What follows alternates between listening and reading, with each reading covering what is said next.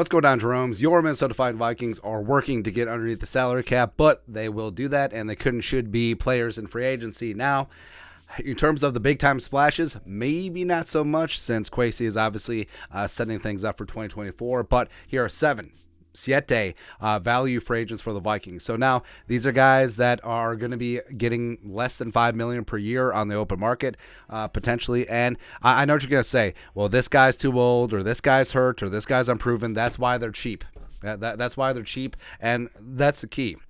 Hitting on some of these value free agents is really important. Getting some huge production out of guys that may be overlooked, maybe overbooked, well, underbooked. There you go. And just trying to get just the last little bit out of them. And some of these guys will be Flores guys. Some of these guys will be Kirk Cousins guys. So let's dive in. Number one. Linebacker, edge rusher Kyle Van Noy, 31, played last year on the Chargers, formerly with Brian Flores in Miami, signed a free agent deal there, as well as, of course, with the Patriots. $1.5 million is what he made in 2022. Now, Van Noy, I think they still have some good football left in him. 37 pressures, 5 sacks in 2022. Now, I don't think that he's an every down guy. I think he certainly is a situational pass rusher. Like, you don't necessarily want him on the field for regular coverage. Like, he's not going to be paired up with Asamoah and just go from there. But as a guy who can make tackles, a guy that still has some decent movement, a guy who can sniff out the quarterback, I think that he still brings a lot to the table. Plus, his familiarity with Flores makes this one a really good idea. Also, he's going to be cheap. Like, I'm talking about potentially league minimum type stuff here, where, I mean, if you can give me Kyle Noy for $1.5 million, taking that every single day, twice on Sunday. Next up. Linebacker Devin Bush, 24 years young, formerly of the Pittsburgh Steelers, was a Flores guy last year. Flores, remember, was associate head coach of the defense as well as linebackers coach. He was formerly the number 10 overall pick in 2019, coming out of Michigan, 81 tackles in 2022. Now, he's had a weird career where he was a great rookie, stacked up 100-plus tackles, 2 sort of meh years, and then last year had a nice little career resurgence. Spot Rack estimates his market value at around $3 million per year. I think he's a guy that could sign a 1 or 2 year prove-it deal, a guy that still certainly has a lot of potential. I mean, he's a top 10 pick in the draft, for goodness sake. He's got great movement skills. I think he's got a decent instinct for the ball, but he just has to have more consistency. That was his problem in Pittsburgh, and I think following Flores to Minnesota could be some great value, and I think that he still has a lot of potential, especially at only 24 years young. Next up, value free agent number 3 for the Minnesota Vikings. Wide receiver Jameson Crowder. Now, yes, he is 29. Yes, he is getting up there in age. He's with the Bills last season. I don't even know if you remember that.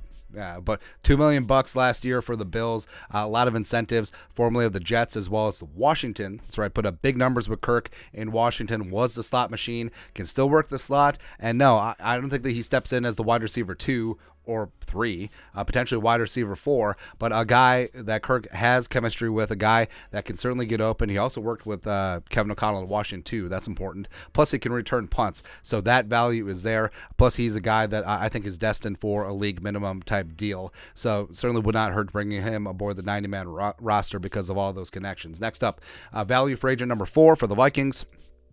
Sean Bunting, formerly Sean Murphy Bunting of the Buccaneers, a pride of Central Michigan. Now, I loved him coming out of the draft 4 years ago. He's only 25 years old, made $2.54 million on the final year of his rookie deal last season. I don't think that he's going to get a lot in free agency. I think Jamel Dean is going to get all of the money. But in terms of being a versatile defensive back, he has that in spades. He can play the slot, he can play outside, he can play safety. That's exactly the versatility that a guy like Brian Flores wants in his DBs. He put up a 74.5 PFF grade last season, 2 interceptions, 7 passes broken up, 31 tackles.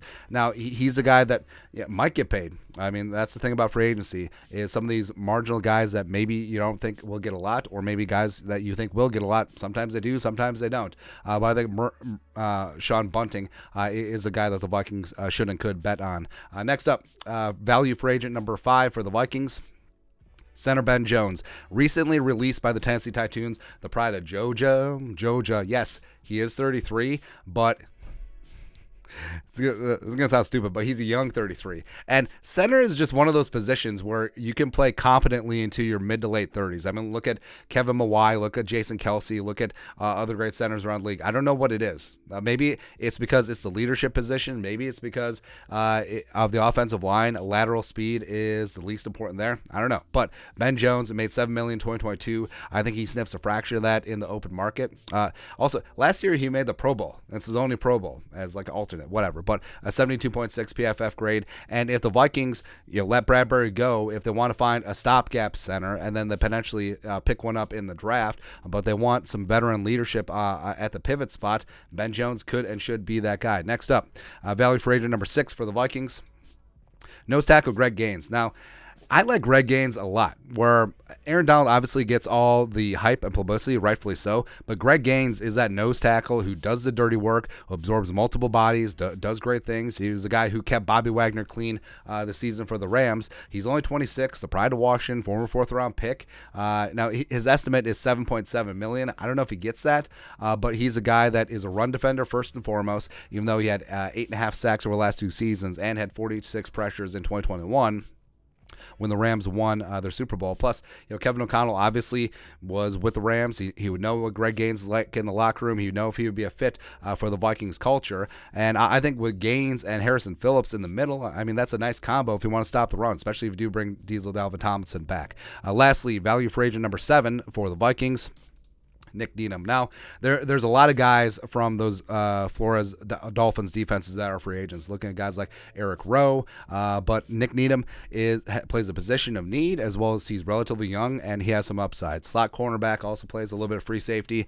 Last year, he played on the RFA tender, $3.986 million, but he's a 3-year Flores guy, which were coincidentally his 3 best seasons. And then 2021, he put up a 67.6 PFF coverage grade, 3 passes broken up, 2 interceptions. And I think that Flores is going to have a big say in personnel. And I think getting his guys, like guys like Needham, guys like Van Noy, guys like Devin Bush, I think all of those make sense. And they're going to be relatively cheap. And also, a lot of these guys are going to have non-guaranteed deals. So you could put them on the 90-man rooster. If it doesn't work out in camp, it doesn't work out in camp. If they get outplayed, if they don't live up to expectations, if they don't, whatever.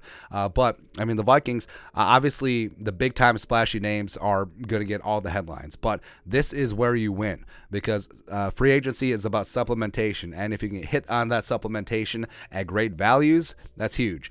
So we're going to see what Kwesi can do this offseason. But that's it. That's 7 value free agents for the Vikings. Let us know your thoughts and our thoughts in the comment section below. Subscribe for daily Vikings takes. Want to support the work? Put a little something in the Venmo. But until next time, Skol, production value.